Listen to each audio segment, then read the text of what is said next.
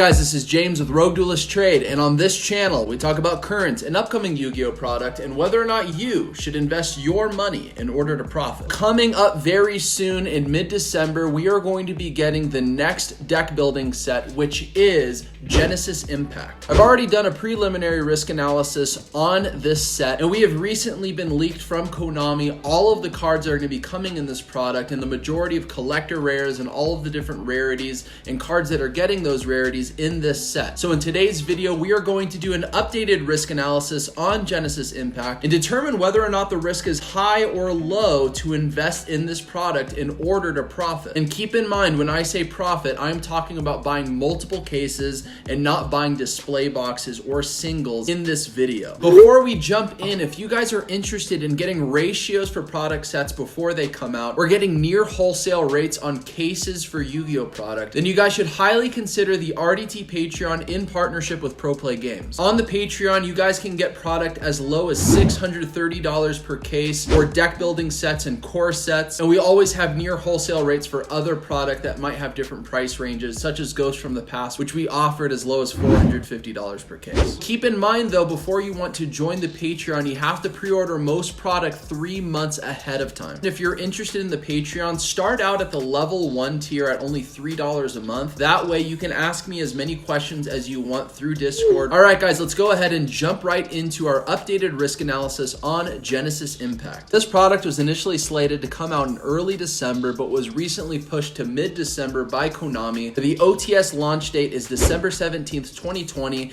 and the market launch date is the day after, which is December 18th, 2020. Now those dates are always important because OTS launch date and any date prior is considered pre-sales, and any date thereafter starting on the 18th is the time frame when all vendors is able to put up their inventory on places like TCG Player and Card Market, where prices tend to decrease fairly significantly from pre-sales. It's a 60 card set. It's going to come with 10 ultra rares, 15 super rares, 35 rares, and 15 potential collector rares. You get 7 cards per pack, which comes with 6 rares and 1 foil in every pack. Towards the end of this video, I will go over the potential ratios that we could see if nothing is short or overprinted. Some quick highlights. This is a deck building set, which always comes with 3 new archetypes, which I will go over in this video. And this is the first time that we're going to be seeing a deck building set that's following the exact same structure as Toon Chaos. We're going to be getting 24 reprints in this product and 36 new cards. So that means our ratio of new cards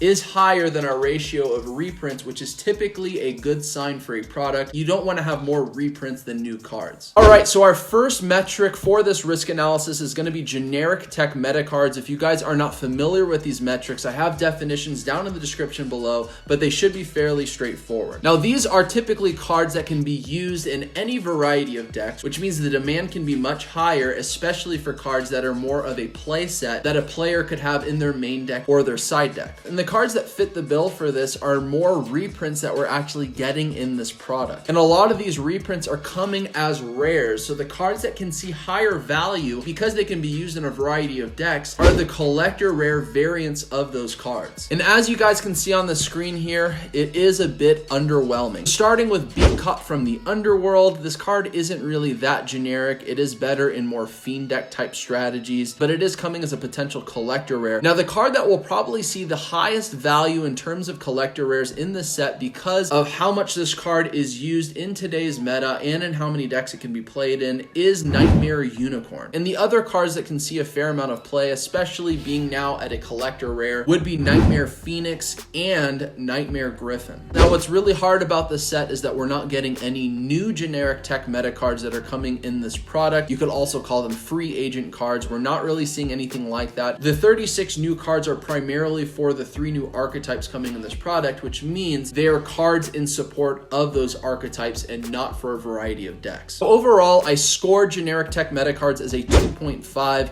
and honestly, this is usually where sets can shine very well, is when there are cards that can be played in a variety of decks. Unfortunately, there are not a lot of them. There are some decent collector rares, again, that are getting some rarity bumps that people may want to go after based on what the current meta landscape looks like. But this is definitely a miss from my perspective from Konami. I was really hoping to see things like evenly matched, or I believe John from House of Champs had a good point of seeing things maybe like a Black Rose Dragon, because we saw saw Stardust Dragon come as a collector rare in Toon Chaos, having some more nostalgic cards, but we really didn't see any of that in this product, unfortunately. The next metric is going to be new archetypes, which is more of a point of a deck building set. And let's go ahead and start with one of the new archetypes, which is Magistus. The cards that I'm going to be going over are cards that I narrowed down that require to be more of a 2 or 3 of within the strategy and are also higher rarities, because those are the cards that are going to be able to hold more value because they are harder to get, being higher rarity and also being higher demand because they're played in multiple of. So we're going to go ahead and start with the link 1, which is Magistus Maiden Artemis. And guys, do note that some of these names are a little bit different. These are like the OCG translated names. Most of the main deck monsters in the Magistus strategy can go ahead and equip a monster from the extra deck to a monster on the field. And when this card is equipped to a monster, you can search a Magistus monster from your deck to your hand.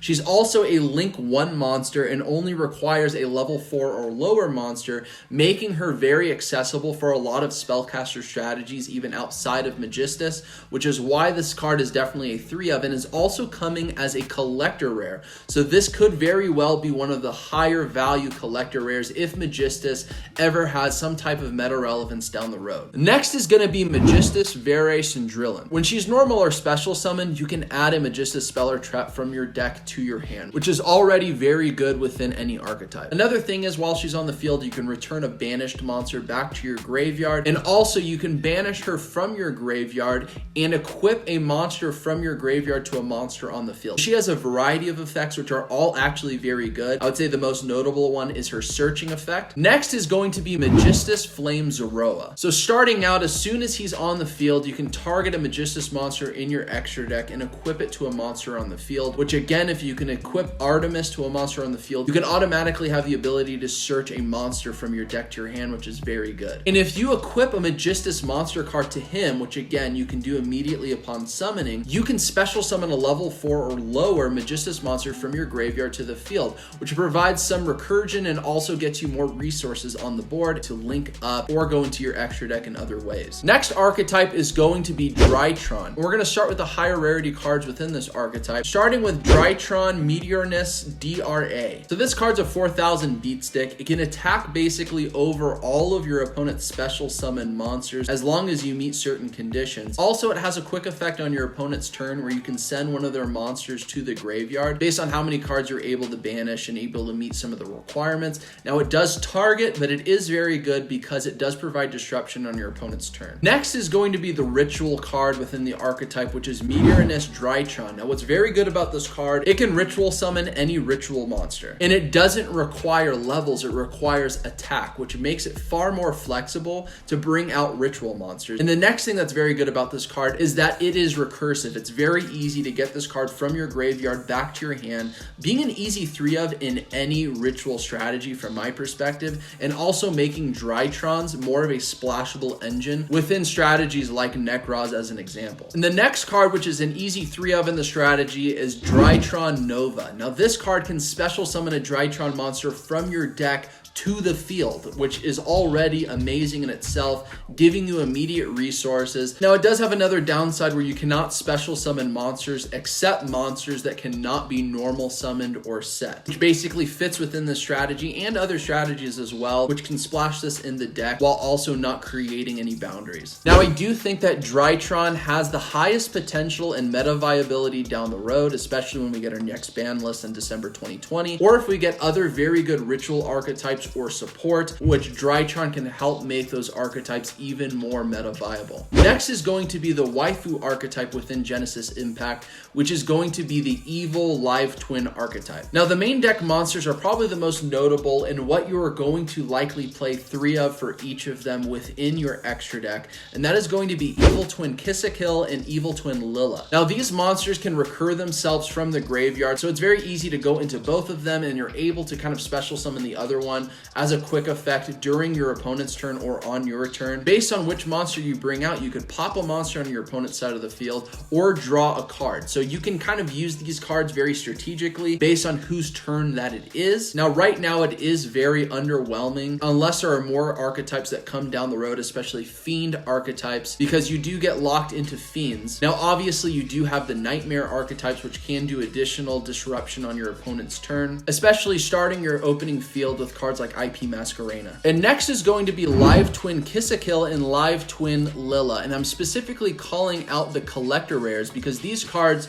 are required 3-ofs each within this archetype, because if you special summon one, you can special summon the other one from your main deck. And the reason why I'm calling out collector rares is because these are coming as super rares, which isn't going to have a lot of value because you're going to be getting so many super rares in every single booster box that you open. But the collector rares will likely hold higher value because it will be harder to get. And again, these are required 3-ofs for people that want to play this strategy. And also note that Evil Twin Kiss-a-Kill and Lila also come as collector rares, where again, there is going to be the waifu tax, and people that want to play these archetypes, those could see the higher value in collector rares. So overall, I'm grading new archetypes as 3.5. And the reason why is I think there's a lot of potential in the future within these archetypes. Right now, there isn't really anything super meta viable. I would say that Drytron has seen some meta success in the OCG, but in very low showings. There's not a lot of representation of Drytron in the OCG. I did see like one Drytron deck top recently in one of the recent tournaments in the OCG. So there's definitely potential, again, if we do get the right ban list or if we get the right support in the future. But overall, I kind of see this as middle, maybe going towards the higher tier in this metric, depending on what happens in the future. Next is going to be legacy support, and I'm going to go over this one pretty quick. So we're not really getting legacy support necessarily, but the Magistus archetype does provide support to all spellcaster strategies, and some spellcaster strategies can use them better than others. And also Drytron can basically be splashed in most any ritual deck. So that is technically legacy support for other ritual decks. And then we're going to be getting reprints of the Nightmare cards, and we're going to be getting Alistair the Invoker of Madness as a reprint, which does make this card more accessible for cards that want to play invoke strategies or other strategies that can take advantage of this card. So overall, very similar to new archetypes. I'm grading this as a 3.5 because the cool thing about these archetypes is that they really are splashable within other more generic archetypes. But again, I see the potential, but I don't really see anything hitting the meta, at least as of the current state of the meta. Which leads us into impact to the meta format. As I mentioned, we are getting splashable engines that can be used probably within meta decks, but right now I don't think it's any of our current meta decks, and that could change in the future. So I had to grade this as a 2.5. It does not have the highest impact as this product releases, unless again the ban list changes things for us, and that could very well happen. I could see Konami wanting to build more excitement for this product by banning certain cards that are leading in the meta to make some of these cards more meta viable, but we really will have to wait and see. Next is going to be collector value. Now, I have seen a lot of people very excited for Evil Twins, even though they are not meta competitive, at least as of the current date of this video. But there are things such as waifu tax, which does create value for these cards, like Dragon Maids. Dragon Maids really wasn't that viable when they came out, but people were very excited for them. And I have seen a level of excitement for this archetype, I think primarily because of the artwork and the lore behind the archetype. And the other thing which obviously adds the greatest level of collector value is the collector rares. We're going to be getting 15 different collector rares. You guys can see the majority of them on the screen right here. And as I mentioned, I think the Nightmare cards, Nightmare Phoenix and Nightmare Unicorn, are going to have the higher value because they can be played in most archetypes and have actually needed reprints for quite a while now. Now, the other cards that could see value, such as the Evil Twin Live Twin cards or the Drytron cards or even the Magistus cards, could go up in value depending on how meta viable they are. And again, though, the Evil Twin and Live Twin archetype could just see higher value in the collector rares just because they're waifu cards. And if that happens, then that's great for you if you're a vendor, because it gives you more variety of collector rares that you can pull to get money back. Because not all of these collector rares are going to be money cards, but depending on demand, hopefully that can be spread a little bit, although it does seem a little bit risky because there's not a lot of cards that can be played in most any decks. But overall, I'm grading this as a 4.5 because having collector rares as a vendor, that does help you get value far quicker as you're trying to flip product, and also having a waifu archetype is always helpful as you're introducing new archetypes in a product. Next metric is going to be reprint ratio selection. You very rarely want your reprint ratio to be higher than how many new cards you're getting in a product, and in this product we are getting more new cards than reprints, but they are specific to the 3 new archetypes that are coming in this product. So the only issue is because they are specific to these new archetypes, and a lot of these archetypes are not seemingly very meta, at least as of right now, that does make the demand a bit lower for how many people are going to be interested in getting these cards. And the reprints that we are getting aren't really anything that great. Maybe Alistair the Invoker, maybe Nightmare Unicorn are decent and are okay, but I really don't seeing the lower rarity versions of those cards holding a lot of value. Maybe the collector rares for sure, because they are technically rarity bumps. Overall, I graded this as a 3.5. I think it could have been better, but it's not bad. Next is going to be product value versus cost. So MSRP, a case would cost about $11.49, and typically on the Patreon, it would cost about $6.30 per case. But when we first did this product, our pricing was at $6.50 per case. But just to show that if you were able to pre-order this product at near wholesale rates, it does help you in getting a better return. Now, some of the things to determine your product value versus cost is the ratios of the cards that you're wanting to get. The numbers on the left of the screen are things I went over in the beginning of this video, which is the set structure and how many rarities are coming in the product. Now, looking at the potential ratios that we could see, and that's assuming there is no over or short prints in this product, very well will not be the case. And if you guys want to see ratios, you can see that on the Patreon roughly a few days before product release. But assuming a fair distribution across the board, we should see roughly 3 to 3.6 of each ultra rare in every single case, roughly 16 to 17 of every single super rare in every single case, roughly 49 of every single rare per case, and roughly 0.2 or 3 out of 15 of each collector rare per case. So you guys can see you're likely going to be seeing all of the cards, but the collector rares, if that is where all the money is going to go, does present some risk. Because if you only have a 20% chance of seeing a particular collector rare in every single case, that does provide a level of risk. Because if only 3 or 4 collector rares are going to be the money cards, then you very well could not see some of those collector rares, which means you could lose money depending on how much value went to those cards. But overall, I went ahead and graded this as a 4 because you do see a higher value for those collector rares. You do see roughly 3 per case. You are going to see roughly 3 of every single ultra rare per case, assuming cards are not short or overprinted. And again, guys, take that with a grain of salt because they very well may be. But with the information we know, I graded this as a 4. Overall, the updated risk analysis score for Genesis Impact came out to a solid 68%. This score is definitely not that good. I think there are some things that could defeat the odds for this product, but based on the information we know, it does seem very risky in terms of the archetypes that we'll be seeing immediate meta play, of how many generic tech cards we're going to see, and the overall demand that we might see for these collector rares. So things to consider, it's seemingly not a popular set, and that could be a good thing if you did invest in this product. That means vendors may not have purchased this product during pre-sales, which means there might not be a high quantity of particular singles in the market during market launch, at least as you would normally see with a more popular set. So that means if demand for certain cards or archetypes goes up, that could make this product more volatile, if not that many of this product was cracked open during market launch. Also, again to that point in terms of demand, certain archetypes could go meta. There is definitely good meta potential for things like Drytron and potentially Magistus, and the December 2020 ban list could very well change things in terms of meta viability for some of these cards. That would increase demand if that were to happen, and could increase demand for particular collector rares within certain archetypes, which would help the overall value of this product. Also, as I mentioned in this video, waifu tax. Evil twins are going to be coming. That's really all I have to say. It does provide some level of value, whether meta or not. And also the first edition collector rares are likely going to hold the higher value in this product. And that does mean, depending on what collector rares you get, that could mean whether you make money or lose money on this product, which does present a higher level of risk. But in conclusion, I would say I had high hopes for this product, but the risk right now seems too high. I did buy in on pre-sales on this product. I did buy multiple cases, but based on the information we have, I do think Konami missed the mark on some of the generic meta cards we could have seen as reprints and come as collector rares, and also more nostalgic cards we could have seen as reprints and come as collector rares. They are focused more on the actual archetypes coming in this product, rightly so. I think there was still some slots that could have been filled with better cards that could have come as collector rares, which could have built some more excitement, very similar to what happened in Toon Chaos. I don't see there being a very high demand, but hopefully that changes, and it very well could.